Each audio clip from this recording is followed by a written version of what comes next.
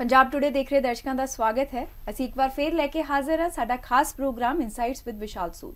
ਸੋ programme ਦੀ ਸ਼ੁਰੂਆਤ ਕਰਾਂਗੇ ਪਹਿਲੇ ਸੈਗਮੈਂਟ ਤੋਂ, ਜਿਸ ਵਿੱਚ ਅਸੀਂ ਗੱਲ ਕਰਾਂਗੇ ਪੰਜਾਬ ਦੀਆਂ ਮੁੱਖ ਖਬਰਾਂ ਦੀ। ਉਸ ਤੋਂ ਇਲਾਵਾ ਨੈਸ਼ਨਲ ਇੰਟਰਨੈਸ਼ਨਲ ਅਪਡੇਟਸ ਤੇ ਵੀ ਚਰਚਾ ਕਰਾਂਗੇ ਜੀ। ਅੱਜ ਵੀ ਡਿਸਕਸ਼ਨ ਲਈ ਚਰਚਾ ਲਈ ਸਾਡੇ ਨਾਲ ਮੌਜੂਦ ਨੇ founder and CEO of Punjab today channel Vishal Sood sir. ਸਤਿ ਸ਼੍ਰੀ ਅਕਾਲ ਸਰ। ਸਤਿ ਸ਼੍ਰੀ ਅਕਾਲ ਗੁਰਲੀਨ। ਸਰ ਲੌਂਗ ਟਾਈਮ ਯਾ ਸਰ। ਸਭ ਤੋਂ ਪਹਿਲਾਂ ਪੰਜਾਬ ਤੋਂ ਹੀ ਸ਼ੁਰੂਆਤ ਕਰਦੇ ਹਾਂ। ਖੂਫੀਆ ਏਜੰਸੀ ਦੇ ਮੁਤਾਬਕ ਪੰਜਾਬ ਦੇ ਵਿੱਚ ਅਲਰਟ ਜਾਰੀ ਕੀਤਾ ਗਿਆ, ਕਿਹਾ ਜਾ ਰਿਹਾ ਕਿ ਅੱਤਵਾਦੀ ਹਮਲਾ ਹੋ ਸਕਦਾ ਹੈ। ਸੋ ਹਾਲ ਦੀ ਘੜੀ ਕੀ ਕੁਝ ਕਰਨ ਦੀ ਲੋੜ ਹੈ? ਦੇਖੋ, ਜਿਹੜਾ ਸਨ 2022 ਰਿਹਾ ਹੈ, it has been a very I would say significant ਸਾਲ ਰਿਹਾ ਸਾਡੇ ਪੰਜਾਬ ਲਈ ਪੋਲੀਟੀਕਲੀ ਤੇ as well as a state. ਅਸੀਂ ਕਿਸ ਡਾਇਰੈਕਸ਼ਨ 'ਚ ਜਾਣਾ ਹੈ 2022 ਦਾ, ਉਹਦੇ ਵਿੱਚ ਇੱਕ ਅਹਿਮ ਭੂਮਿਕਾ ਰਹੇਗੀ ਕਿ ਅਗਲੇ 10 ਸਾਲ ਸਾਡੇ ਕਿਹੋ ਜਿਹੇ ਹੋਣਗੇ। ਪਿਛਲੇ ਕੁਝ ਟਾਈਮ ਤੋਂ ਜਦੋਂ ਦੀ ਆਫ ਕੋਰਸ ਇਲੈਕਸ਼ਨ ਹੋਏ, ਬਹੁਤ ਹੀ ਬਹੁਮਤ ਦੇ ਨਾਲ ਆਮ ਆਦਮੀ ਪਾਰਟੀ ਦੀ ਸਰਕਾਰ ਆਈ ਤੇ ਪੈਰਲਲੀ ਇਹ ਨਹੀਂ ਕਹਿ ਰਹੇ ਕਿ ਸਰਕਾਰ ਆਉਣ ਤੋਂ ਬਾਅਦ, ਉਸ ਤੋਂ ਕੁਝ ਟਾਈਮ ਪਹਿਲਾਂ ਤੋਂ ਹੀ ਪੰਜਾਬ ਦੇ ਵਿੱਚ ਕੁਝ ਹਾਲਾਤ ਸਪੈਸ਼ਲੀ ਲਾਅ ਐਂਡ ਆਰਡਰ ਦੇ ਮਾਮਲੇ ਵਿੱਚ ਵਿਗੜਦੇ ਜਾ ਰਹੇ ਸੀ। ਗੈਂਗਸਟਰ ਕਲਚਰ, ਡਰੱਗਸ, ਇਹ ਸਾਡੀਆਂ ਪੀਰੀਨੀਅਲ ਪ੍ਰੋਬਲਮਸ ਨੇ। ਉਸ ਤੋਂ ਬਾਅਦ ਲੈਕ ਆਫ ਇਨਵੈਸਟਮੈਂਟਸ ਇਨ ਪੰਜਾਬ, ਉੱਤੋਂ ਜਿਹੜੀ ਫਾਈਨੈਂਸ਼ੀਅਲ ਇਰਰਿਸਪੌਂਸਿਬਿਲਿਟੀ ਪਿਛਲੇ 15 ਸਾਲਾਂ 'ਚ ਸਾਰੀਆਂ ਸਰਕਾਰਾਂ ਨੇ ਕੀਤੀ, ਜੋ ਪਿਛਲੇ 15 ਸਾਲਾਂ ਦੀ ਫਾਈਨੈਂਸ਼ੀਅਲ ਰਿਸਪੌਂਸਿਬਿਲਿਟੀ ਸੀ, ਉਹ ਅਲਟੀਮੇਟਲੀ ਹਰ ਚੀਜ਼ 'ਚ ਰਿਫਲੈਕਟ ਕਰਦੀ ਹੈ। ਜਦੋਂ ਸਟੇਟ ਕੋ ਰਿਸੋਰਸਿਸ ਨਹੀਂ ਹੋਣਗੀਆਂ, ਜਦੋਂ ਸਾਡੇ ਯੂਥ ਕੋ ਨੌਕਰੀ ਨਹੀਂ ਹੋਏਗੀ, ਇੰਪਲੋਇਮੈਂਟ ਓਪਰਚੁਨਿਟੀ ਨਹੀਂ ਆਏਗੀ, ਤਾਂ ਉਹਨਾਂ ਦਾ ਗਲਤ ਰਸਤੇ ਤੇ ਜਾਣ ਦੇ ਚਾਂਸਸ ਬਹੁਤ ਵੱਧ ਜਾਂਦੇ ਨੇ। ਉਹ ਸਾਰਾ ਇੱਕ ਚੀਜ਼ ਇੱਕ ਇੱਕ ਪੈਕ ਬਣ ਗਿਆ, ਇੱਕ ਡੇਂਜਰਸ ਕੰਬੀਨੇਸ਼ਨ ਬਣ ਗਿਆ, ਜਿਹਦੇ ਨਾਲ ਸਾਨੂੰ ਰਿਜ਼ਲਟ ਵੇਖਣ 'ਚ ਮਿਲ ਰਹੇ ਨੇ। ਸੈਪਰੇਟਿਸਟ ਮੂਵਮੈਂਟ ਹੋਰ ਜ਼ੋਰ ਫੜ ਰਹੀ ਹੈ। ਕਾਫੀ youth again because of lack of other options, national integration ਨਹੀਂ ਆ, ਇੱਕ ਓਪਰਚੁਨਿਟੀ ਨਹੀਂ ਮਿਲਦੀ ਪਈ, ਕੁਆਲਿਟੀ ਆਫ ਐਜੂਕੇਸ਼ਨ ਨਹੀਂ ਹੈ, ਹਰ ਕੋਈ ਬਾਹਰ ਜਾਣਾ ਚਾਹ ਰਿਹਾ ਹੈ। ਤੇ ਪੰਜਾਬ ਦੇ ਵੀ ਜਿਹੜੇ ਕਈ ਮੇਜਰ ਜਿਹੜੇ ਇੰਡਸਟਰੀਅਲਿਸਟ ਨੇ, ਉਹ ਆਪਣੀ ਇਨਵੈਸਟਮੈਂਟ ਪੰਜਾਬ ਤੋਂ, ਸੈਕਿੰਡ ਤੇ ਥਰਡ ਇਨਵੈਸਟਮੈਂਟ ਪੰਜਾਬ ਤੋਂ ਬਾਹਰ ਕਰ ਰਹੇ ਨੇ, ਬਿਕੋਜ਼ ਉਹਨਾਂ ਨੂੰ ਇਹ ਫੀਲਿੰਗ ਆ ਰਹੀ ਹੈ ਕਿ ਪੰਜਾਬ ਦੇ ਵਿੱਚ ਸਾਡੀ ਇਨਵੈਸਟਮੈਂਟ ਸੇਫ ਨਹੀਂ ਹੈ, ਇੱਥੇ ਇਨਫ ਮਾਰਕੀਟ ਨਹੀਂ ਹੈ, ਇੱਥੇ ਗਵਰਨਮੈਂਟ ਪਾਲਿਸੀਜ਼ ਪੋਜ਼ਿਟਿਵ ਨਹੀਂ ਨੇ। ਇਹਨਾਂ ਸਾਰਿਆਂ ਦੇ ਵਿੱਚ ਮੈਨੂੰ ਇਹ ਲੱਗਦਾ ਹੈ ਕਿ ਪੰਜਾਬ ਸਰਕਾਰ ਨੂੰ ਨੈਸ਼ਨਲ ਗਵਰਨਮੈਂਟ ਦੀ ਪੂਰੀ ਸਪੋਰਟ ਮਿਲਣੀ ਚਾਹੀਦੀ ਹੈ, ਤਾਂ ਕਿ ਆਪਾਂ ਇਸ ਸਿਚੁਏਸ਼ਨ ਨੂੰ ਜ਼ਿਆਦਾ ਕੰਟਰੋਲ 'ਚ ਕਰ ਪਾਈਏ। ਹੁਣ ਇਹ ਜਿਹੜੀ ਇਨਫੋਰਮੇਸ਼ਨ ਆਈ ਹੈ ਖੁਫੀਆ ਏਜੰਸੀਜ਼ ਤੋਂ, ਜਿਹੜੀ ਇਨਫੋਰਮੇਸ਼ਨ ਆਈ ਹੈ, ਤੇ ਆਪਾਂ ਵੇਖਿਆ ਹੀ ਹੈ ਪਿਛਲੇ ਕੁਝ ਦਿਨਾਂ 'ਚ ਸਾਡੇ ਪੁਲਿਸ ਸਟੇਸ਼ਨਾਂ ਦੇ ਉੱਤੇ ਹਮਲੇ ਹੋਏ ਨੇ। ਇਹ ਤੇ ਰੱਬ ਦਾ ਸ਼ੁਕਰ ਹੈ ਕਿ ਦੋਨੋਂ ਵਾਰੀ ਬਲਾਸਟ ਨਹੀਂ ਹੋਇਆ, ਅਦਰਵਾਈਜ਼ ਇਹ ਬਹੁਤ ਵੱਡੀ ਟ੍ਰੈਜਡੀ ਤੇ ਇੱਕ ਸਟਾਰਟਿੰਗ ਪੁਆਇੰਟ ਬਣ ਸਕਦਾ ਸੀ। ਫਿਰ ਕੁਝ ਕਮਿਊਨਿਟੀ ਟੈਂਸ਼ਨਸ ਬਣੀਆਂ, ਉਹ ਵੀ again somehow government was able to manage it, ਕਿ ਉਹ ਐਸਕੇਲੇਟ ਨਹੀਂ ਹੋਈਆਂ। ਨਹੀਂ ਤੇ ਇਹ ਗੱਲ ਤੇ ਪੱਕੀ ਹੈ ਕਿ ਕੁਝ ਫੋਰਸਿਸ ਸਾਡੇ ਪੰਜਾਬ ਨੂੰ ਤੇ ਇੰਡੀਆ ਨੂੰ ਡੀਸਟੇਬਲਾਈਜ਼ ਕਰਨਾ ਚਾਹੁੰਦੀਆਂ ਨੇ। ਮੈਨੂੰ ਇਹ ਲੱਗਦਾ ਹੈ ਕਿ ਬਹੁਤ ਹੀ ਸਟਰੋਂਗ ਕੋਆਪਰੇਸ਼ਨ ਤੇ ਸੈਂਟਰਲ ਗਵਰਨਮੈਂਟ ਨੂੰ ਸਪੈਸ਼ਲ ਸਪੋਰਟ ਦੇਣ ਦੀ ਲੋੜ ਹੈ ਇਸ ਵੇਲੇ ਪੰਜਾਬ ਨੂੰ। ਪੰਜਾਬ ਦੇ ਵਿੱਚ ਬੈਟਰ ਟੈਕਨੋਲੋਜੀ, ਬੈਟਰ ਸੋਰਸਿਸ ਦਿੱਤੀਆਂ ਜਾਣ, ਤਾਂ ਕਿ ਸਾਡੀ ਜਿਹੜੀ ਪੰਜਾਬ ਗਵਰਨਮੈਂਟ ਹੈ, ਪੰਜਾਬ ਪੁਲਿਸ ਹੈ, ਉਹ ਬੈਟਰ ਤਰੀਕੇ ਨਾਲ ਜਿਹੜੀਆਂ ਥ੍ਰੈਟਸ ਇਸ ਵੇਲੇ ਪੰਜਾਬ ਫੇਸ ਕਰਦਾ ਪਿਆ ਹੈ। ਬਿਕੋਜ਼ ਜਿਹੜੀ ਸਾਡੇ ਉੱਤੇ ਇੱਕ ਈਵਲ ਆਈ ਹੈ, ਮੈਂ ਕਹੂੰਗਾ ਇੱਕ ਜਿਹੜੀ ਅੱਖ ਰੱਖ ਕੇ ਪਾਕਿਸਤਾਨ ਬੈਠਾ ਹੋਇਆ, ਫਿਰ ਉਹਨੂੰ ਚਾਈਨਾ ਦੀ ਸਪੋਰਟ ਹੈ। ਉਸ ਤੋਂ ਇਲਾਵਾ ਕੈਨੇਡਾ ਦੇ ਵਿੱਚ ਜਿਹੜੇ ਐਕਸ ISI ਜਰਨਲਸ ਨੇ, they have settled in Canada, ਉੱਥੋਂ ਦਾ ਡਰਗ ਟ੍ਰੇਡ ਕਰਦੇ ਪਏ ਨੇ, ਉਹਦੇ ਚੋਂ ਪੰਜਾਬੀ ਯੂਥ ਨੂੰ ਵਰਗਲਾਉਂਦੇ ਪਏ ਨੇ, ਤੇ ਉੱਥੋਂ ਜਿਹੜੀ ਸੈਪਰੇਟਿਸਟ ਮੂਵਮੈਂਟ ਹੈ ਉਹਨੂੰ ਇਨਕਰੇਜ ਕਰਨ ਦੀ ਕੋਸ਼ਿਸ਼ ਕਰਦੇ ਪਏ ਨੇ, ਜਿਹਦਾ ਹਾਲਾਂਕਿ ਸਾਡੇ ਪੰਜਾਬ ਦੇ ਵਿੱਚ ਬਹੁਤ ਜ਼ਿਆਦਾ ਅਸੈਪਟੈਂਸ ਨਹੀਂ ਹੈ। ਬਟ ਜੇ ਤੁਸੀਂ ਕੰਟੀਨਿਊਸਲੀ ਇੱਕ ਚੀਜ਼ ਨੂੰ ਹਾਪ ਕਰੋਗੇ, ਜੇ ਲਾਅ ਐਂਡ ਆਰਡਰ 'ਚ ਮੁਸ਼ਕਿਲ ਰਹੇਗੀ, ਇਕਨੋਮਿਕ ਗਰੋਥ ਨਹੀਂ ਰਹੇਗੀ, ਤੇ it can basically create a very difficult situation for the entire state as well as the country. ਜੀ ਹਾਲਾਂਕਿ ਬੈਟਰ ਇਹ ਹੋਏਗਾ ਕਿ ਜਿਹੜੀਆਂ ਇਨਪੁਟਸ ਤੇ ਇਹਨਾਂ ਤੇ ਸਟਰੋਂਗਲੀ ਐਕਸ਼ਨ ਲਿੱਤਾ ਜਾਵੇ। ਪੰਜਾਬ ਪੁਲਿਸ ਕੰਟੀਨਿਊਸਲੀ, ਹੁਣੀ ਥੋੜੇ ਦਿਨ ਪਹਿਲਾਂ ਆਪਰੇਸ਼ਨ ਈਗਲ ਵੀ ਹੋਇਆ ਸੀ, ਕੰਟੀਨਿਊਸਲੀ ਰੇਡਸ ਕਰਦੀ ਪਈ ਹੈ। ਤੇ ਹੁੰਦਾ ਕੀ ਹੈ ਅਨਫੋਰਚੂਨੇਟਲੀ ਕਿ ਸਾਨੂੰ ਜਿਹੜੀ ਥਾਂ ਤੇ ਉਹ ਮਿਸ ਕਰਦੇ ਨੇ ਉਹ ਤਾਂ ਪਤਾ ਲੱਗਦੀ ਹੈ, ਜਿਹੜੀ ਥਾਂ ਤੇ ਉਹ ਸਕਸੈਸਫੁਲ ਹੁੰਦੇ ਨੇ ਉਹ ਸਾਡੇ ਸਾਹਮਣੇ ਆਣੀ ਵੀ ਨਹੀਂ ਹੈ। Then that is how it should be. ਤੇ ਮੈਨੂੰ ਇਹ ਲੱਗਦਾ ਕਿ ਇੱਕ ਪੋਲੀਟੀਕਲ ਵਿਲ ਹੋਣੀ ਚਾਹੀਦੀ ਆ। ਸਾਡੇ ਪੰਜਾਬ ਦੇ ਜਿਹੜੇ ਪੋਲੀਟੀਸ਼ੀਅਨਸ ਨੇ, ਸ਼ੁੱਡ ਕਮ ਟੂਗੇਦਰ, ਉਹ ਨੈਸ਼ਨਲਿਸਟ ਤੇ ਪੰਜਾਬ ਨੂੰ ਦੇ ਵਿੱਚ ਪੀਸ ਤੇ ਪ੍ਰੋਗਰੈਸ ਦੀ ਗੱਲ ਕਰਨ, ਤੇ ਇਸ ਵੇਲੇ ਪੋਲੀਟੀਕਲ ਡਿਫਰੈਂਸਿਸ ਤੋਂ ਉੱਤੇ ਉੱਠਣ। ਦੂਜੀ ਗੱਲ, ਮੈਂ ਪੰਜਾਬ ਸਰਕਾਰ ਨੂੰ ਹੁਣ ਫੋਕਸ ਲੈਣਾ ਚਾਹੂੰਗਾ। Aam Aadmi party national party ਬਣ ਗਈ ਆ। ਹੁਣ ਸਾਡੇ ਜਿਹੜੇ ਪੋਲੀਟੀਸ਼ੀਅਨਸ ਨੇ, ਉਹ ਨੈਸ਼ਨਲ ਕੈਂਪੇਨਸ ਤੇ ਦੂਜੀ ਕੈਂਪੇਨਸ ਤੋਂ ਹਟ ਕੇ ਇਸ ਵੇਲੇ ਪੰਜਾਬ ਦੀ ਪ੍ਰੋਗਰੈਸ ਤੇ ਫੋਕਸ ਕਰਨ। ਉਹਨਾਂ ਦੀ ਪੂਰੀ ਬੈਂਡਵਿਡਥ ਦੇਖੋ। ਇਸ ਵੇਲੇ ਪੰਜਾਬ ਇੱਕ ਫੁੱਲ ਫਲੈਜ ਸਰਕਾਰ ਹੈ ਜੋ ਤੁਹਾਡੇ ਕੋਲ, ਇੱਥੇ ਉਹਨਾਂ ਨੂੰ ਜੇ ਵਧੀਆ ਪਰਫਾਰਮੈਂਸ ਦੇਣਗੇ, that is the best way out for Aam Aadmi party also. ਜੇ ਉਹਨਾਂ ਨੇ ਕੱਲ ਦੀਆਂ ਹੋਰ ਨੈਸ਼ਨਲ ਐਂਬੀਸ਼ਨਸ ਨੇ, ਹੋਰ ਸਟੇਟਸ 'ਚ ਉਹਨਾਂ ਨੇ ਗਵਰਨਮੈਂਟ ਲੈ ਕੇ ਆਣੀ ਹੈ, ਪੰਜਾਬ 'ਚ ਪਰਫਾਰਮੈਂਸ ਤੋਂ ਬਿਨਾ ਉਹ ਨਹੀਂ ਲਿਆ ਸਕਦੇ। ਦੇ ਹੈਵ ਟੂ ਅੰਡਰਸਟੈਂਡ ਕਿ ਫੰਡਾਮੈਂਟਲੀ ਲੋਕੀ ਸਮਝਦਾਰ ਨੇ ਜੀ। ਉਹਨਾਂ ਨੂੰ ਨਜ਼ਰ ਆ ਜਾਏਗਾ ਕਿ ਤੁਸੀਂ ਇੱਥੇ ਕੀ ਪਰਫਾਰਮੈਂਸ ਦੇ ਰਹੇ ਹੋ, ਇੱਥੋਂ ਦੀ ਇਕਨੋਮਿਕ ਗਰੋਥ ਕਿੰਨੀ ਕੀਤੀ, ਇੱਥੇ ਲਾਅ ਐਂਡ ਆਰਡਰ ਕਿਹੋ ਜਿਹਾ ਕੀਤਾ। ਸਰਕਾਰ ਦਾ ਸਭ ਤੋਂ ਪਹਿਲਾ ਕੰਮ ਹੈ ਸੇਫਟੀ ਦੇਣਾ। ਸਾਨੂੰ ਇਕਨੋਮਿਕ ਪ੍ਰੋਗਰੈਸ, ਸਾਨੂੰ ਬਿਜ਼ਨਸ ਕਰਨਾ ਆਂਦਾ ਹੈ, ਸਾਨੂੰ ਪ੍ਰੋਗਰੈਸ ਕਰਨੀ ਆਂਦੀ ਹੈ, ਤੁਸੀਂ ਸਾਨੂੰ ਸਹੀ ਇਨਵਾਇਰਨਮੈਂਟ ਦਿਓ, ਬੇਸਿਕ ਐਜੂਕੇਸ਼ਨ ਵਧੀਆ ਦਿਓ, ਸਹੀ ਇੱਕ ਜਦੋਂ ਉਹ ਇਨਵਾਇਰਨਮੈਂਟ ਮਿਲੇਗਾ, ਸਾਡੇ ਪੰਜਾਬ ਦੇ ਲੋਕੀ ਬਹੁਤ ਹੀ ਐਂਟਰਪ੍ਰੀਨਰ ਨੇ, ਉਹ ਆਪਣੇ ਆਪ ਪੈਸਾ ਬਣਾ ਲੈਣਗੇ। ਪਰ ਸਹੀ ਇਨਵਾਇਰਨਮੈਂਟ ਦੇਣਾ, ਸਹੀ ਇਨਫਰਾਸਟ੍ਰਕਚਰ ਦੇਣਾ, ਸਹੀ ਕੁਆਲਿਟੀ ਐਜੂਕੇਸ਼ਨ ਦੇਣਾ, ਉਹ ਤੇ ਪੰਜਾਬ ਗਵਰਨਮੈਂਟ ਦਾ ਹੀ ਕੰਮ ਹੈ ਨਾ। ਜੇ ਉਹ ਕੰਮ ਉਹ ਆਪਣਾ ਵਧੀਆ ਤਰੀਕੇ ਨਾਲ ਕਰਨਗੇ, they can rest assured Punjabi ਮੋਢੇ ਨਾਲ ਮੋਢਾ ਜੋੜ ਕੇ ਤੁਰਨਗੇ ਤੇ ਪੰਜਾਬ ਨੂੰ again one of the top prosperous states of the country ਬਣਾ ਲੈਣਗੇ। ਬਿਲਕੁਲ ਸਰ ਪੰਜਾਬ ਸਰਕਾਰ ਦੀ ਗੱਲ ਹੋ ਰਹੀ ਹੈ ਤਾਂ ਉਹਨਾਂ ਵੱਲੋਂ ਇੱਕ ਹੋਰ ਫੈਸਲਾ ਲਿਆ ਗਿਆ। ਸਰਕਾਰ ਨੇ ਕਿਹਾ ਹੈ ਕਿ ਸੂਬੇ ਦੇ ਵਿੱਚ ਤਕਰੀਬਨ 56 ਸਕੂਲ ਨੇ, ਉਹਨਾਂ ਦੇ ਨਾਮ ਬਦਲਣ ਦਾ ਹੁਕਮ ਜਾਰੀ ਕੀਤਾ ਗਿਆ। ਵਜ੍ਹਾ ਉਹਨਾਂ ਨੇ ਕਹੀ ਕਿ ਇਹਨਾਂ ਸਕੂਲਾਂ ਦੇ ਜਿਹੜੇ ਮੌਜੂਦਾ ਨਾਮ ਹੈ ਉਹਨਾਂ ਦੇ ਵਿੱਚ ਕਿਸੇ ਭਾਈਚਾਰੇ ਜਾਂ ਜਾਤੀਵਾਦ ਦਾ ਹਵਾਲਾ ਦਿੱਤਾ ਗਿਆ। ਇਹ ਫੈਸਲਾ ਕਿੰਨਾ ਕੁ ਅਹਿਮ ਸਾਬਤ ਹੋ ਸਕਦਾ? ਦੇਖੋ, ਇਹਨੂੰ ਮੈਂ ਦੋ ਤਰੀਕੇ ਨਾਲ ਵੇਖੂੰਗਾ। ਜੇ ਤੁਸੀਂ ਗੱਲ ਕਰੋ ਅਹਿਮ, ਇਹ ਫੈਸਲਾ ਕਿੰਨਾ ਕੁ ਅਹਿਮ ਹੈ, ਇੱਕ ਸਟਾਰਟਿੰਗ ਪੁਆਇੰਟ ਹੋ ਸਕਦਾ ਹੈ। ਜਿਹੜੇ ਸਾਡੇ ਐਜੂਕੇਸ਼ਨ ਮਿਨਿਸਟਰ ਨੇ Harjot Bains, he is a very young dynamic person, ਆਪਾਂ ਐਪਰੀਸ਼ੀਏਟ ਕਰਦੇ ਹਾਂ। ਉਹ ਸੋਚ ਜੇ ਇਹ ਵਾ ਕਿ ਬਈ ਸਾਨੂੰ ਆਪਣੇ ਆਪ ਨੂੰ ਜਾਤੀ ਨਹੀਂ, ਇੱਕ ਪੰਜਾਬੀ ਸਮਝਣਾ ਹੈ ਜਾਂ ਆਪਣੇ ਆਪ ਨੂੰ ਇੱਕ ਇੰਡੀਅਨ ਸਮਝਣਾ ਹੈ, ਤੇ ਮੈਨੂੰ ਲੱਗਦਾ ਬੜੀ ਵਧੀਆ ਸ਼ੁਰੂਆਤ ਹੈ। ਜੇ ਇਹ ਸੋਚ ਕੇ ਫੈਸਲਾ ਲਿੱਤਾ ਜਾਂਦਾ ਹੈ ਕਿ ਬਈ ਸਕੂਲ 'ਚ ਹਰ ਤਰ੍ਹਾਂ ਦੇ ਬੱਚੇ ਆਉਂਦੇ ਨੇ, ਕੋਈ ਸਕੂਲ ਇਹ ਨਹੀਂ ਕਹਿ ਸਕਦਾ ਕਿ ਲੈਟਸ ਸੇ ਉਹਦੇ ਵਿੱਚ ਜੇ ਕਿਸੇ ਪਾਰਟਿਕੂਲਰ ਜਾਤੀ ਦਾ ਨਾਮ ਹੈ ਕਿ ਸਿਰਫ ਉਸੇ ਜਾਤੀ ਦੇ ਬੱਚੇ ਐਡਮਿਸ਼ਨ ਲੈਣਗੇ। ਇਹ ਤੇ ਹੁੰਦਾ ਨਹੀਂ ਹੈ, ਇਹ ਤੇ ਅਲਾਉਡ ਨਹੀਂ ਹੈ, ਇਟ ਵਿਲ ਬੀ ਇਲੀਗਲ। ਤੇ ਮੈਨੂੰ ਇਹ ਲੱਗਦਾ ਕਿਸੇ ਜਾਤੀ ਦੇ ਨਾਮ ਤੋਂ ਜੇ ਸਕੂਲ ਦਾ ਨਾਮ ਹੈ, ਉਹ ਕਾਈਂਡ ਆਫ ਜਾਤੀਵਾਦ ਨੂੰ ਵਧਾਉਂਦਾ ਹੈ ਜੀ। ਅੱਜ ਜੇ ਦੇਸ਼ ਨੇ ਪ੍ਰੋਗਰੈਸ ਕਰਨੀ ਹੈ, ਜੇ ਯੂਨਿਟੀ ਹੋਰ ਵਧਾਣੀ ਹੈ, ਤੇ ਮੈਨੂੰ ਇਹ ਲੱਗਦਾ ਕਿ ਜਾਤੀਆਂ ਤੋਂ, ਜਾਤ ਪਾਤ ਤੋਂ, ਧਰਮ ਤੋਂ ਸਾਨੂੰ ਉੱਪਰ ਉੱਠਣਾ ਹੀ ਪਏਗਾ। ਸਾਨੂੰ ਆਪਣੇ ਆਪ ਨੂੰ ਪਹਿਲਾਂ ਇੰਡੀਅਨ ਸਮਝਣਾ ਪਏਗਾ, ਫਿਰ ਪੰਜਾਬੀ ਸਮਝਣਾ ਪਏਗਾ। ਸਾਨੂੰ ਇਹ ਸਮਝਣਾ ਪਏਗਾ ਕਿ we are part of this fabulous country ਜਿਹਦੀ ਕਈ ਹਜ਼ਾਰ ਸਾਲਾਂ ਦੀ ਹਿਸਟਰੀ ਹੈ, ਸਾਡੀ ਇੱਕ ਜੁਆਇੰਟ ਵਿਰਾਸਤ ਹੈ। ਇਹ ਜਾਤ ਪਾਤ, ਮੈਨੂੰ ਤੇ ਇਹ ਲੱਗਦਾ ਹੈ ਕਿ ਦੇਖੋ, ਅੱਜ ਆਪਾਂ ਜੇ ਮਾਡਰਨ ਵਰਲਡ ਦੀ ਗੱਲ ਕਰੀਏ, ਜਾਤ ਪਾਤ ਕੀ ਸੀ? ਆਪਾਂ ਜਿਵੇਂ ਕਿਸੇ ਨੂੰ ਬ੍ਰਾਹਮਣ, ਛਤਰੀ, ਇਸ ਤਰ੍ਹਾਂ ਜੋ ਵੀ 4 ਜਾਤੀਆਂ ਬਣਾਈਆਂ ਗਈਆਂ ਸੀ, ਇਹਨਾਂ ਨੂੰ ਵਰਨ ਕਹਿੰਦੇ ਸੀ। It was based on the occupation.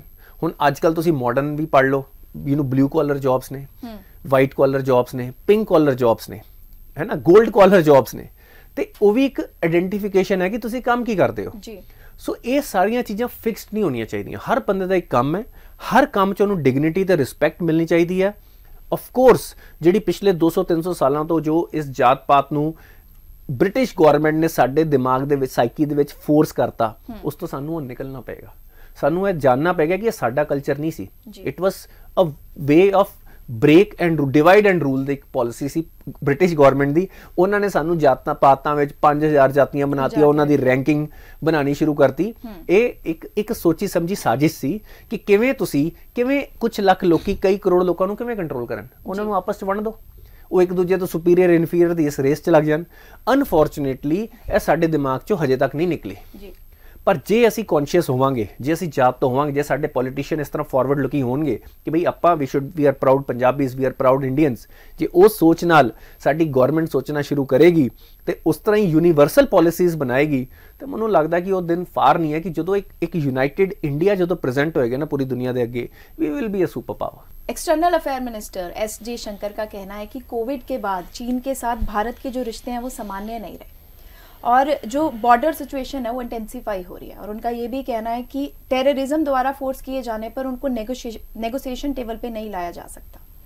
देखो, हमारे foreign minister Jaishankar ji, I think he has made us really proud. One thing I have to start with कि द वे ही, जो इंडिया का जो इंटरेस्ट है, जिस तरीके से वो ग्लोबल फोरम्स में प्रेजेंट कर रहे हैं। आप यूक्रेन वॉर के बाद जब यूएस से यूरोप पूरा प्रेशर था कि हमें रशियन ऑयल नहीं लेना है, पर what Indian government did, what our foreign policy did was to take care of Indian interest. हमने इंडियन इंटरेस्ट पे ज़्यादा फोकस किया और अगर हमें ऑयल चीप मिल रहा है तो वी हैव परचेस्ड इट। और ये बड़ी अनफेयर जो एक वेस्टर्न इंपीरियलिज्म रही है कि जब यूरोप और अमेरिका सोचते हैं कि उनकी प्रॉब्लम सारी दुनिया की प्रॉब्लम है, पर हमारी प्रॉब्लम उनकी प्रॉब्लम नहीं है जी। आज अगर वो हमसे ये एक्सपेक्ट कर रहे हैं कि भाई हमें रशिया से ऑयल नहीं लेना चाहिए क्योंकि रशिया ने यूक्रेन में लड़ाई कर रखी है, तो हमारा एक नेबर है जो पिछले 70 सालों से हमारे अगेंस्ट टेररिज्म कर रहा है जी। तो तब अमेरिका ने जो हमारा व्यू था वो व्यू क्यों नहीं अपनाया? अगर मैं क्वाड कंट्रीज की बात करूं तो उनको भी वो व्यू अपनाना चाहिए था, उनको पाकिस्तान को बैन करना चाहिए था, पाकिस्तान के सारे, पर वो पाकिस्तान को स्पेशल पैकेजेस देते रहे, उनको इकोनॉमिक सपोर्ट देते रहे, उनकी आर्मी, वहां पे तो प्रैक्टिकली आर्मी रूल करती है, उनको सपोर्ट करते रहे। तो ये बात बिल्कुल क्लियर है कि आज की डेट में इंडिया इज वेरी क्लियर कि we will first take care of our interest हम अपने इंटरेस्ट को प्रोटेक्ट करेंगे और हमारा कोई इंपीरियलिस्टिक व्यू नहीं है, ये इंडियन कल्चर ही नहीं है। हमारी ग्रोथ में सबकी ग्रोथ है, जबकि जो वेस्टर्न पॉलिसी जो रही है, जो वेस्टर्न सोच रही है कि exploitation of natural resources and other people of other colour, other races, उन सब की एक्सप्लॉयटेशन के बेसिस पे उन्होंने अपनी ग्रोथ की है, जबकि इंडिया ने ऐसा बिल्कुल नहीं किया है। आज अगर मैं बात करूं, हमने वैक्सीन बनाई, अगर वो हमें ये बोलते हैं कि हम एक नेशनलिस्ट गवर्नमेंट है, आज हमने वैक्सीन बनाई तो कई देशों को दी जी। तो जो अपने आप को इंटरनेशनल कंट्रीज बोलते हैं, उन्होंने क्या किया, उन्होंने सबसे पहले इतनी खरीद के रख ली ताकि गरीब देशों को वो मिल भी नहीं पाई। तो that way India has set a very very wonderful example. दूसरी बात चीन की, अभी थोड़े दिन पहले ट्वांग में फिर से चाइना के साथ हमारे सिपाहियों की, हमारे आर्मी की मुठभेड़ हुई, जिसमें हमने उनको करारा जवाब दिया। अब चाइना एक तरफ तो ये कह रहा है, जो अगेन जयशंकर जी भी जिस तरफ पॉइंट कर रहे हैं कि हम बात करने को तैयार हैं, हम बेटर रिलेशन चाहते हैं। अब आप दो चीजें देखिए चाइना की, वो हमेशा आप उनके कहने पे मत जाइए, उनके करने पे जाइए। आज वो ये कह रहे हैं कि भाई हम इंडिया के साथ बात करने को तैयार हैं, और दूसरी तरफ वो अक्रॉस द बॉर्डर अपना इंफ्रास्ट्रक्चर बना रहे हैं। अनफॉर्चुनेटली व्हाटएवर जो भी उस टाइम की गवर्नमेंट ने सोचा होगा, हमने पहले ये सोचा कि हम अपने बॉर्डर के इंफ्रास्ट्रक्चर को डेवलप ही नहीं करते, that is the best defence. उस टाइम पे गवर्नमेंट ने समहाउ ये मिस्टेकन, अगेन आज हाइंडसाइट में हम कह सकते हैं ये गलती थी, पर हम भी पैरेलली अपने आप को वहां पे स्ट्रेंथ करते रहते। आज फॉर्चुनेटली हम वहां पे टनल सिस्टम बना रहे हैं, हम वहां पे हाई क्वालिटी रोड इंफ्रास्ट्रक्चर बना रहे हैं, हम वहां पे क्लाइमेट को एक, क्योंकि वहां पे बहुत हार्श क्लाइमेट होता है, एक क्लाइमेट मैनेज ऐसी स्पेसेस बना रहे हैं ताकि ज्यादा आर्मी वहां पे रुक पाए। तो मेरे को ये लगता है कि strength is the only way for piece towards China. Otherwise China एक ऐसा कंट्री है जिसकी 13 देशों से बॉर्डर लग रहे हैं और 23 के साथ कॉन्फ्लिक्ट चल रहा है। जिनके साथ नहीं बॉर्डर है उनके साथ भी वो बॉर्डर कॉन्फ्लिक्ट बना के बैठे हुए हैं, और वो इस कॉन्फ्लिक्ट को यूज करती है कम्युनिस्ट पार्टी अपनी पॉलिटिक्स के लिए, इंटरनल पॉलिटिक्स के लिए। चाइना को किसी का डर नहीं है, चाइना को सिर्फ चाइनीज लोगों का डर है। जब भी उनको लगता है कि चाइनीज लोग उनसे खुश नहीं है, आज जैसे कोविड के टाइम पे हुआ और उन्होंने ये पॉलिसीज खोली, उस टाइम पे वो कोई ना कोई एक्सटर्नल एनिमी क्रिएट करते हैं ताकि सबका ध्यान वहां पे चला जाए। और इंडिया के लिए सही चीज यही है कि हम अपने आप को स्ट्रेंथन करें। आज ऐसी टेक्नोलॉजीज आ गई हैं, आज हिमालय भी उन टेक्नोलॉजीज के आगे डिफिकल्ट टेरेन नहीं रह गया है। आज एक बहुत कई हजार साल हिमालय हमें प्रोटेक्ट करता रहा है, पर आज जो टेक्नोलॉजीज हैं, जो आर्मी के पास और जो वेपन्स हैं, हिमालय एक आपके लिए वो उस तरह की सेफ्टी अब प्रोटेक्ट नहीं कर सकता। तो इसका मतलब ये है कि हमें अपने आप को स्ट्रेंथन करना है उस फ्रंट पे भी जी। अब मैं अगर बात करूं कोविड की बात की, जो उन्होंने बात बोली, अब जैसे ही चाइना में कोविड के नंबर बढ़े हैं, चाइना ने ट्रांसपेरेंटली पूरी दुनिया को कुछ भी नहीं बताया जी कि व्हाट इज हैपनिंग और ये सारी चीजें कैसे मैनेज की जाएंगी। अभी मैं लेटेस्ट न्यूज पढ़ रहा था कि चाइना से एक फ्लाइट स्पेन गई, उसमें आधे लोग कोविड पॉजिटिव थे। तो चाइना क्या चाहता है, जिस टाइम पे पूरी दुनिया में कोविड था, चाइना में सो कॉल्ड कंट्रोल्ड था, उस टाइम पे तो उन्होंने सारी फ्लाइट्स बंद कर रखी थी। आज वो सारी दुनिया को लेक्चर दे रहे हैं। उनके फॉरेन मिनिस्ट्री के एक प्रवक्ता थोड़े दिन पहले ये बोल रहे थे, इनफैक्ट कल बोल रहे थे कि पूरी दुनिया को ओपन माइंड से चलना चाहिए, पूरी दुनिया साथ चलनी चाहिए, और चाइना के साथ आप रिस्ट्रिक्शंस मत रखिए और चाइना के लोगों को ट्रैवल करने दीजिए। अब जब इतने देशों ने इतनी स्ट्रगल करके, इतनी मुश्किल से अपनी लोकल पॉपुलेशन को स्टेबलाइज किया है, कोविड से इम्यूनिटी दिलवाई और नया वेरिएंट है उनका, तो वो ये क्यों करे? तो मेरे को ये लगता है पूरी दुनिया भी अब इस बात से जागरूक हो गई है कि चाइना के साथ आपको बहुत केयरफुली डील करना पड़ेगा, क्योंकि उनकी जो एम्बिशंस हैं कम्युनिस्ट पार्टी की, उनके प्रेसिडेंट शी जिनपिंग की, जिन्होंने, मैं वहां पे डेमोक्रेटिक की तो बात ही नहीं कर सकता, जिन्होंने अनप्रेसिडेंट तीसरी टर्म ले ली। नहीं तो 2 टर्म के बाद चाइनीज प्रेसिडेंट रिटायर होते, पर उन्होंने तीसरी टर्म ली है, और उनके जो एजेंडाज हैं वो पूरी दुनिया के लिए बहुत डेंजरस साबित हो सकते हैं। तो मेरे को लगता है इंडिया, स्पेशली हम नेबरहुड में, यूएस से बहुत दूर है, यूएस से सारी लड़ाइयां अपने नेबरहुड से बहुत दूर करता है, अपने आसपास उनके रिलेशन बहुत अच्छे हैं और वो वहां पे बहुत पावरफुल है। तो इंडिया को, as our foreign minister is saying, बहुत केयरफुली चाइना को एंगेज करने की जरूरत है, स्ट्रेंथ के साथ स्ट्रेंथ दिखाने की जरूरत है, और जब तक वो आपकी टर्म्स पे आप पे बात नहीं करते, you should not listen to them. Sir, अगली खबर है, प्रधानमंत्री नरेंद्र मोदी के निजी नुकसान के बावजूद उनका कामों में व्यस्त रहने के लिए बीजेपी लीडर्स ने उनकी सराहना की है और उनको कर्मयोग प्रधानमंत्री कह के वर्णित किया है। देखो, मैं अगर प्रधानमंत्री नरेंद्र मोदी जी की बात करूं, आई थिंक ये एक बड़ा पावरफुल एग्जाम्पल है। देखो, बहुत बार ऐसा होता है, आज एक जो चैलेंज, मैं इंडियन कम्युनिटी की बात करूं, जो मैं अपने ये यूथ के लिए एक एग्जाम्पल है, हम लोग बहुत वीक हो गए हैं मेंटली। हम लोग टूट जाते हैं। एटलीस्ट मैं ये लेसन हम सीख सकते हैं कि लाइफ में ट्रेजेडीज आएंगी, पर्सनल ट्रेजेडीज भी आएंगी, और लाइफ इज टफ। आपकी चलते चलते लात टूट सकती है, आपकी फैमिली में डेथ, बीमारी, कुछ भी आ सकता है। तो आप वो आदमी बनिए अपनी फैमिली के लिए जो उस टाइम पे खड़ा रहे, जो सबके लिए हौसला बने, जो सबकी स्ट्रेंथ बने, rather than आप भी टूट जाएं और आप बोले अब मैं कुछ नहीं कर सकता। So you should be that person. आज हमारे यूथ को ये सीखना चाहिए कि we have to be strength of our family.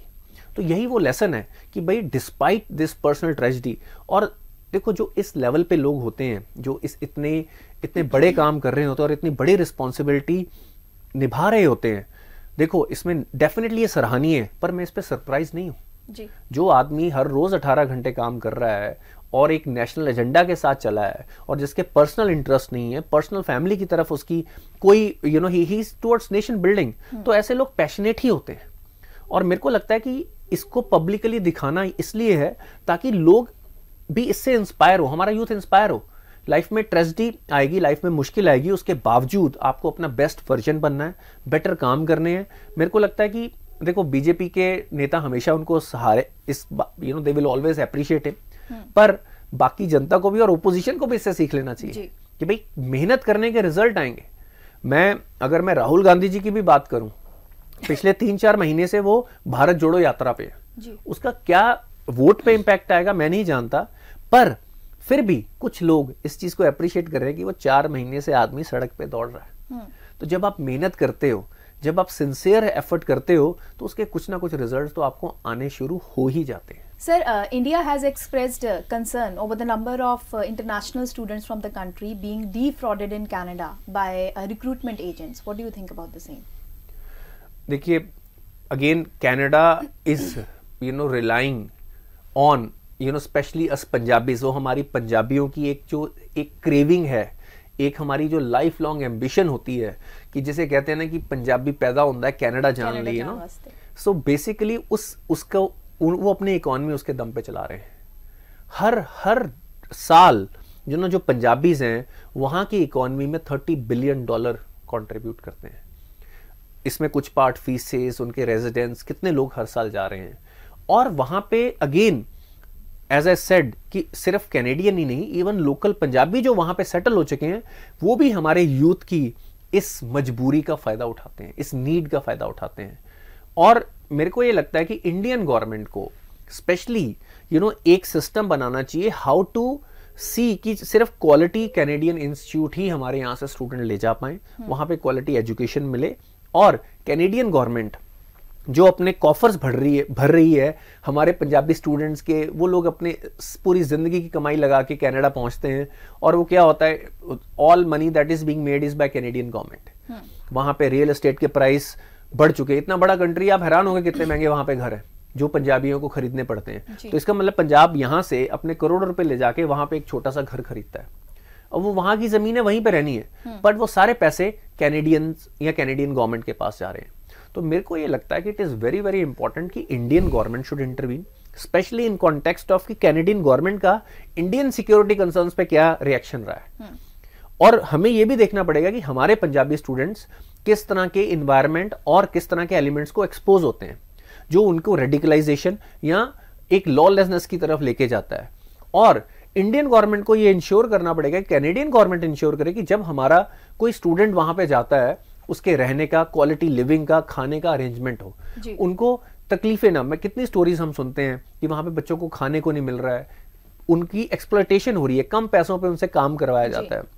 और उसके बाद जैसे आपने बोला रिक्रूटमेंट स्कैम्स अब निकल के आ रहे हैं, नौकरी के नाम पे उनसे कई $1000 लिए जा रहे हैं, और उनके पेरेंट्स यहाँ पे डेट में दबते जा रहे हैं, उनकी जमीनें जा रही हैं। तो मेरे को ये लगता है कि ये एक फॉर्मल एक कमेटी पंजाब को तो कर ही देना चाहिए, क्योंकि आम आदमी पार्टी सरकार इज वेरी क्लियर कि हम कनाडा में ज्यादा बच्चे नहीं भेजना चाहते, हम चाहते हैं हमारे यहाँ पे क्वालिटी एजुकेशन आए। तो एक चेक्स एंड बैलेंसेस हो, हर यूनिवर्सिटी को रजिस्टर करना पड़े इंडिया में गवर्नमेंट के पास, and they have to whatever fees they charge, they have to give something back to the Punjab government और इंडियन गवर्नमेंट एज एंड जो भी पॉलिसी बनती है, तभी स्टूडेंट्स को वहां पे जाना अलाउड हो। सर थोड़ी देर पहले हम चाइनीज ऑफिशियल्स के माइंडसेट की बात कर रहे थे. WHO has said that Chinese officials must give real time information on Covid in country, क्योंकि उनको डर है कि इसका वाइड स्प्रेड वायरस का दोबारा हो सकता है रिन्यूअल. देखो, अगर WHO के ऑफिशियल्स ये उम्मीद रखते हैं कि चाइना उनको रियल टाइम ट्रांसपेरेंट डाटा दे देगा, तो मेरे को नहीं पता कि वो कौन सा नशा करते हैं. क्योंकि इसकी उम्मीद ना तो कोई चाइनीज रखे और ना ही दुनिया में कोई रखे. Their policy is all about ओपेकनेस. Communist party चलती ही ओपेकनेस पे है. और इस वक्त पूरी दुनिया की गवर्नमेंट्स को WHO ने पहले भी चाइना के साथ, जो उनके पहले चीफ थे, उन्होंने चाइना को एक अनरीजनेबल सपोर्ट दी. इवन अगर मैं उनकी वैक्सीनेशन की बात करूं, आज इतने नंबर क्यों बढ़ रहे हैं, उनकी वैक्सीनेशन की एफिकेसी दुनिया में लोएस्ट है, पर उनको सबसे पहले अप्रूवल मिला. जबकि इंडिया की जो vaccination is one of the best vaccination, और उसके रिजल्ट हम अपने आसपास देख रहे हैं कि जिस तरीके से हमने प्लान किया, बट हमारी वैक्सीनेशन को सबसे डिलेड रिस्पॉन्स मिला. तो द पॉइंट ये है कि WHO, क्योंकि चाइना सिग्निफिकेंट फंडिंग करता है, USA सिग्निफिकेंट फंडिंग करता है, तो उनके ऊपर WHO का इतनी कोई स्ट्रॉन्ग प्रेशर है ही नहीं, वो उसको इग्नोर करेंगे. अब इसको G20 के थ्रू या यूनाइटेड नेशंस के थ्रू अगर गवर्नमेंट्स उनके ऊपर कुछ ट्रेड रिस्ट्रिक्शंस लगाती हैं कि अगर वो ट्रांसपेरेंटली इंफॉर्मेशन नहीं देते हैं, तो अदरवाइज चाइना इस बात को नहीं सुनने वाला. There should be an economic cost to China for giving us this huge tragedy, जिसके अंदर कई करोड़ लोग मर चुके हैं. That tragedy has been is the result because China did not want to share, because their communist party did not want to take responsibility, and they always want to hide whatever mistakes they have made. काफी clarity आती जा रही है कि the virus was made in a lab rather than it was not a natural virus. इस चीज की भी बहुत ज्यादा clarity अब पब्लिक में और इनफैक्ट गवर्नमेंट ऑफिशियल के पास तो है ही है. तो आज चाइना के ऊपर एक्शन क्यों नहीं लिया जा रहा? Australia was one brave country जिन्होंने चाइना के अगेंस्ट स्टैंड लिया, despite being a smaller economy, but they took a stand. तो मेरे को ये लगता है बाकी कंट्रीज को भी धीरे धीरे अपनी Reliance, China is the producer of the world. अगर आप प्रोडक्शन की बात करें, मैन्युफैक्चरिंग की बात करें, काफी चीजें चाइना से आ रही हैं. तो मेरे को लगता है कि चाइना के ऊपर एक स्ट्रॉन्ग एक्शन की जरूरत है और they should be made accountable. जो पिछले 2 सालों में आप देखिए, ये जो इफेक्ट है ये सिर्फ 2 सालों का नहीं है, इसका इम्पैक्ट अगली एक जनरेशन तक जाना है. जिन बच्चों की क्वालिटी ऑफ एजुकेशन खराब हुई, जो बच्चे अपनी पढ़ाइयां पूरी नहीं कर पाए, they will suffer for the rest of their life. अगर उनको कोरोना नहीं भी हुआ है, उसके बावजूद ये जो डिस्टर्बेंस आई है, ये बच्चों का जो माइंडसेट में डिस्टर्बेंस आई है, जो उनका एक्सपोजर स्क्रीन का इतना बढ़ गया है, तो मेरे को लगता है China is responsible for taking the entire world back. जो करोड़ों लोग पॉवर्टी में वापस चले गए, वुमेन एम्प्लॉयमेंट कम हो गई, इन सब चीजों के लिए शी जिनपिंग और उनकी कम्युनिस्ट पार्टी क्लियरली रिस्पॉन्सिबल है. और मेरे को लगता है कि इस सब चीजों के लिए जिस तरह से किसी वॉर क्राइम के लिए किसी को अकाउंटेबल, किसी पॉलिटिशियन को ठहराया जाता है, तो मेरे को लगता है कि that kind of strong action should be taken against communist party of China as well as Xi Jinping. So thank you so much for your valuable time, sir. जाते जाते न्यू ईयर आने वाला है, so any message for our viewers? Message is again, life is tough. You be tougher than life. Be the better version of yourself. और आप शायद हमारा YouTube पे देख रहे होंगे ये वीडियो. YouTube कम देखिए. Look at positive things, study hard and be the best version. अगर आप एम्प्लॉई हैं तो be the best employee. अगर आप entrepreneur हैं, be the best student, be the best student. Thank you so much, sir. जरूरी खबरों की सही पड़ताल के लिए जुड़े रहिए हमारे चैनल के साथ, देखते रहिए हमारे episodes insights with Vishal Sood के साथ, और do not forget to subscribe to our channel and download our app. Thank you.